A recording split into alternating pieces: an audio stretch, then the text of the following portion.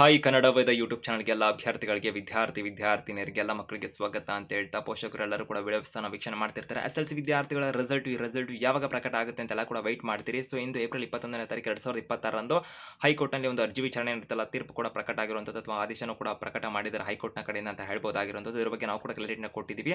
So ಹೊಸದಾಗಿ video ನೋಡ್ತಿರೋರಿಗೆ ಒಂದು ಚಿಕ್ಕದಾಗಿ ಮಾಹಿತಿನ ಕೊಡುವಂತಿದ್ದಾರೆ. ಸೊ ಆ ಪ್ರಕಾರದಲ್ಲಿ ಒಂದು ಶಿಕ್ಷಣ ಸಚಿವರು ಕೂಡ ಆ ಒಂದು ಆದೇಶ ಪ್ರಕಟದ ನಂತರದಲ್ಲಿ ಕೆಲವೊಂದು ಮಾಹಿತಿಗಳನ್ನು ಕೊಟ್ಟಿದ್ದಾರೆ.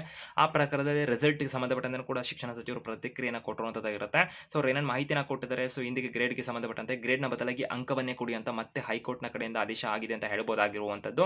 ಸೊ ಒಂದು ಶಿಕ್ಷಣ ಇಲಾಖೆಯವರು ಪರೀಕ್ಷಾ ಸಂದರ್ಭದಲ್ಲಿ ಒಂದು ಅಂಕದ ಬದಲಾಗಿ ತೃತೀಯ ಭಾಷೆಗೆ ಅಥವಾ ಹಿಂದಿ ಅಥವಾ ಇತರೆ ವಿಷಯಗಳೇನಿದಾವಲ್ಲ, ತೃತೀಯ ಭಾಷೆ ವಿಷಯಗಳಿಗೆ ಥರ್ಡ್ ಲ್ಯಾಂಗ್ವೇಜ್ಗೆ ಗ್ರೇಡ್ನ ಕೊಡ್ತೇವೆ ಅಂತ ಮಾಹಿತಿನ ಕೊಟ್ಟರು. ಆನಂತರ ಒಂದು ಹೈಕೋರ್ಟ್ಗೆ ಅರ್ಜಿ ಎಲ್ಲ ಹೋಯಿತು, ಅದನ್ನು ರಿಜೆಕ್ಟ್ ಮಾಡಿದ್ರು ಹೈಕೋರ್ಟರು. ಮತ್ತೆ ಒಂದು ಹೈಕೋರ್ಟ್ ಬೇರೆ ಅರ್ಜಿ ಹೋದಂಥ ಸಂದರ್ಭದಲ್ಲಿ ವಿದ್ಯಾರ್ಥಿಗಳ ಕಡೆಯಿಂದ ಅದಕ್ಕೆ ಹೈಕೋರ್ಟ್ ಅಂತಕ್ಕಂತ ಇರುತ್ತಲ್ಲ, ಸೊ ಒಂದು ಸರ್ಕಾರಕ್ಕೆ ಒಂದು ಶಿಫಾರಸು ಅಥವಾ ನಿರ್ದೇಶನ ಮಾಡೋದು ಅಂತ ಹೇಳ್ಬೋದು, ಗ್ರೇಡ್ ಬದಲಾಗಿ ಅಂಕನೇ ಕೊಡಿ ಅಂತ. ಮತ್ತೆ ಸರ್ಕಾರದವರು ಮೇಲ್ಮನವಿ ಕೂಡ ಹೋದ್ರು. ಆ ನಂತರದಲ್ಲಿ ಹೈಕೋರ್ಟ್ನ ಕಡೆಯಿಂದ ಈ ಒಂದು ಮತ್ತೆ ಒಂದು ಏಪ್ರಿಲ್ 21, 2026ರಂದೇನು ಆದೇಶ ಮತ್ತೆ ಪ್ರಕಟ ಆಗಿರೋದೇನೆಂದರೆ, ಅಂಕದ ಬದಲಾಗಿ ಒಂದು ಗ್ರೇಡ್ನ ಬದಲಾಗಿ ಅಂಕವನ್ನೇ ಕೊಡಿ ನೀವು. ಯಾಕಂದರೆ 2020-2026 ಸಾಲಿನ ಅಧಿಸೂಚನೆಯನ್ನು ಪ್ರಕಟ ಮಾಡಿದರೆ ಒಂದು ಪರೀಕ್ಷಾ ಮೌಲ್ಯಮಾಪನ ಪ್ರಕ್ರಿಯೆ ಆಗಿರ್ಬೋದು, ಫಲಿತಾಂಶದ ಪ್ರಕ್ರಿಯೆಯನ್ನು ಯಾವ ಥರ ಮಾಡ್ತೀವಿ ಅಂತ ಆ ಪ್ರಕಾರದಲ್ಲಿ ನೀವು ಗ್ರೇಡ್ ಬದಲಾಗಿ ಅಂಕವನ್ನೇ ಕೊಡಬೇಕು ಈ ವರ್ಷ. ಮುಂದಿನ ವರ್ಷದ ಬೇಕಾದ್ರೆ ನೀವು ಅದರ ಒಂದು ಹೊಸ ನಿಯಮಗಳನ್ನೆಲ್ಲ ರೂಪಿಸುವುದರ ಮುಖಾಂತರದಲ್ಲಿ ನೀವು ಹೊಸ ಕ್ರಮಗಳನ್ನ ತಗೋಬೋದಾಗಿರುತ್ತೆ. ಬಟ್ ಇವಾಗ ಹಿಂದೆ ಏನು ಮಾಹಿತಿನ ಕೊಟ್ಟಿದ್ದಲ್ಲ ಆ ಪ್ರಕಾರದಲ್ಲಿ ಗ್ರೇಡ್ ಬದಲಾಗಿ ಅಂಕವನ್ನೇ ಕೊಡಿ ಅಂತ ಹೈಕೋರ್ಟ್ ಆದೇಶನ ಕೊಟ್ಟಿರುವಂಥದ್ದಾಗಿರುತ್ತೆ. ಸದ್ಯಕ್ಕೆ ಈ ಸಂಬಂಧಪಟ್ಟಂತೆ ಶಿಕ್ಷಣ ಸಚಿವರು ಹೇಳಿರ್ತಾರೆ ಅಂದರೆ ಸಿಎಂ ಸಿದ್ದರಾಮಯ್ಯ ಅವರ ಜೊತೆ ಚರ್ಚೆ ಮಾಡೋದ್ರ ಮುಖಾಂತರದಲ್ಲಿ ನಾಳೆ ಒಂದು ತೀರ್ಮಾನ ತಗೋತೀವಿ ಅಂತಕ್ಕಂಥ ಮಾಹಿತಿನ ಕೊಟ್ಟಿದ್ದಾರೆ. ಸೊ ರಿಸಲ್ಟ್ ಬಗ್ಗೆ ಕೂಡ ಒಂದು ಸುದ್ದಿಗಾರರು ಅವರನ್ನ ಕೇಳಿದಂಥ ಪಕ್ಷದಲ್ಲೂ ಕೂಡ ಅವ್ರು ಕೊಟ್ಟಿರುವಂಥ ಮಾಹಿತಿ ಏನಾಗಿರುತ್ತೆ ಅಂತಂದ್ರೆ, ಸದ್ಯಕ್ಕೆ ಇವಾಗ ಎಲ್ಲ ಕಡೆನೂ ರಿಸಲ್ಟ್ ವೆಯ್ಟ್ ಮಾಡ್ತಾರೆ. ಏಪ್ರಿಲ್ 24ನೇ ತಾರೀಕಿನಂದು ರಿಸಲ್ಟ್ ಪ್ರಕಟ ಮಾಡ್ತೀವಿ ಅಂತ ಶಿಕ್ಷಣ ಇಲಾಖೆ ಹಿಂದೆ ಒಂದು ಸಂಭಾವ್ಯ ದಿನಾಂಕ ಅಂತ ಮಾಹಿತಿನ ಕೊಟ್ಟಿರು, ತಾತ್ಕಾಲಿಕ ಅಂದ್ಬಿಟ್ಟು. ಸೊ ಆ ಪ್ರಕಾರದಂತೆ ಎಲ್ಲ ಕಡೆ ಸುದ್ದಿ ಆಗಿರೋದಾಗಿರುತ್ತೆ ಏಪ್ರಿಲ್ 24 ಅಂತ ಮಾಧ್ಯಮದವರು ಕೇಳಿದಾಗ. ಸೊ ಅದೇ ಏಪ್ರಿಲ್ 24 ಇನ್ನೊಂದು ಮತ್ತೊಂದು ಸದ್ಯಕ್ಕೆ ಇವಾಗ ಯಾವುದೇ ಡೇಟ್ ನಾನು ಹೇಳಕ್ ಆಗೋದಿಲ್ಲ ನಾನು.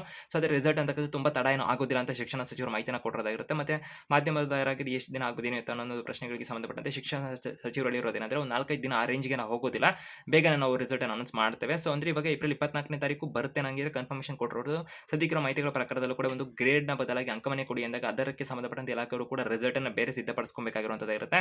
ಆ ಒಂದು ಕೆಲಸ ಕಾರ್ಯಗಳು ಇರೋದ್ರಿಂದ ಸ್ವಲ್ಪ ತಡ ಆಗಬಹುದಾಗಿರುತ್ತೆ. ಅನ್ಕೊಂಡಂತ ಏಪ್ರಿಲ್ 24ನೇ ತಾರೀಕು ಬರೋದಿಲ್ಲ ಅಂತ ಕನ್ಫರ್ಮ್. ಬಟ್ ಅವ್ರು ಹೇಳಿರೋದು ಇನ್ನೊಂದೇನೆಂದ್ರೆ, ಒಂದೆರಡು ದಿನದಲ್ಲಿ ರಿಸಲ್ಟ್ ಅನ್ನು ಪ್ರಕಟ ಮಾಡ್ತೀವಿ ಅಂತ ಹೇಳಿದ್ರೆ, ಆ ಪ್ರಕಾರದಲ್ಲಿ ಎಕ್ಸ್ಪೆಕ್ಟ್ ಮಾಡಬಹುದಾಗಿರುವಂತದ್ದು ಏನಂದ್ರೆ ಏಪ್ರಿಲ್ 25ನೇ ತಾರೀಕು 26ನೇ ತಾರೀಕು ಶನಿವಾರ ಭಾನುವಾರ ಆಗಿರೋದ್ರಿಂದ ರಿಸಲ್ಟ್ ಅಥವಾ ಅವ್ರು ಹೇಳಿರೋ ಪ್ರಕಾರ ಒಂದೆರಡು ದಿನ ತಡ ಆಗ್ಬೋದು ಅಂತ ಹೇಳಿರೋದ್ರಿಂದ ಏಪ್ರಿಲ್ ತಿಂಗಳ 27ನೇ ತಾರೀಕು ಎಕ್ಸ್ಪೆಕ್ಟ್ ಮಾಡ್ಬೋದಾಗಿರುವಂಥದ್ದು ರಿಸಲ್ಟು ಏಪ್ರಿಲ್ 27ನೇ ತಾರೀಕಿನಂದು ಪ್ರಕಟ ಆಗಿ. ಅವ್ರು ಮೆನ್ಷನ್ ಕೂಡ ಮಾಡೋದು ಹೇಳಿದ್ರೆ ಅಂದರೆ ಒಂದೆರಡು ದಿನ ತಡ ಆಗ್ಬೋದು ಅಷ್ಟೇ, 5-6 ದಿನ ಆ ಥರ ರೇಂಜ್ಗೆಲ್ಲ ತಡ ಆಗೋದಿಲ್ಲ ಅಂತಕ್ಕಂಥ ಮಾಹಿತಿನ ಅವ್ರು ಕೊಟ್ಟಿದ್ದಾರೆ. ಸೊ ಆ ಪ್ರಕಾರದಲ್ಲಿ ಏಪ್ರಿಲ್ 27ನೇ ತಾರೀಕು ಅಥವಾ 28ನೇ ತಾರೀಕು ರಿಸಲ್ಟನ್ನು ನೀವು ಎಕ್ಸ್ಪೆಕ್ಟ್ ಮಾಡ್ಬೋದಾಗಿರುತ್ತೆ. ಸದ್ಯಕ್ಕಿರೋ ಮಾಹಿತಿ ಪ್ರಕಾರ ಏಪ್ರಿಲ್ 27ನೇ ತಾರೀಕಿನಂದು ಹೋಪ್ ಇಟ್ಕೋಬೋದಾಗಿರುತ್ತೆ ರಿಸಲ್ಟ್ ಪ್ರಕಟ ಆಗುತ್ತಂತ.